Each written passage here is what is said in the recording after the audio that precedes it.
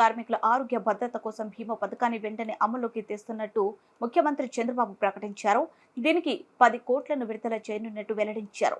చేనేతకు భారంగా మారిన జీఎస్టీని ఎత్తివేసేందుకు ప్రయత్నిస్తామని చెప్పారు. సాధ్యపడకపోతే కార్మికులు కట్టే జీఎస్టీ మొత్తాన్ని వారికి తిరిగి చెల్లిస్తామన్నారు. ఇందుకు 67 కోట్లు అవుతుందని అధికారులు ప్రాథమికంగా అంచనా వేశారన్నారు. ట్రస్ట్ ఫండ్ పథకం కింద రాష్ట్ర ప్రభుత్వం ఇచ్చే వాటాను 8% నుంచి 16%కు పెంచుతామని, ఇందుకు 10 కోట్లు అందిస్తామని తెలిపారు. కార్మికులు ఆదాయాన్ని పెంచేలా సమగ్ర పాలసీని తీసుకొస్తామన్నారు. విజయవాడలో నిర్వహించిన జాతీయ చేనేత దినోత్సవంలో చంద్రబాబు పాల్గొని మాట్లాడారు. చేనేతలపై వరాల జల్లు కురిపించారు. దీనికి ఒక చరిత్ర కూడా ఉంది.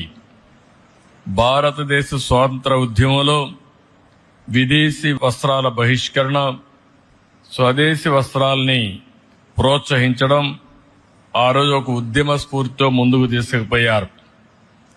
అది కూడా ఈ రోజునే జరిగింది. ఆగస్టు 7వ తారీఖున మొట్టమొదటిసారిగా జరిగి అది వాడలా వెళ్లి అది కడకు క్విట్ ఇండియా మూవ్మెంట్ కింద ఏదైతే బ్రిటిష్ వారిని మళ్లీ పంపించే వరకు ఉద్యమం జరిగిందంటే ఆ స్ఫూర్తిలో ఇది ఒక భాగం అని చెప్పి కూడా నేను మీకు తెలియజేస్తున్నా. అదే మరి మన దేశంలో కూడా 2015 నుంచి ఈ యొక్క చేనేత అంతర్జాతీయ దినోత్సవాన్ని జరపాలని చెప్పి అనుకోవడం, కేంద్రంలో మోడీ గారు చేయడం, నేను ముఖ్యమంత్రిగా ఉన్నప్పుడు 2015 నుంచి ఈ కార్యక్రమానికి శ్రీకారం చుట్టాం.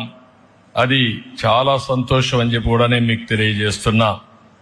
ఒకే మాట చెప్తున్నా, ఈరోజు నేను వచ్చింది మీ అందరికీ భరోసా ఇవ్వడానికి వచ్చా. అందరితో సమానంగా చేనేత కార్మికుల్ని పైకి తీసుకొచ్చే వరకు ఈ ప్రభుత్వం నేను అండగా ఉంటామని మరొక్కసారి స్పష్టంగా మీ అందరికీ హామీ ఇస్తున్నా. నేను చాలా ఎన్నికల్లో చూశాను.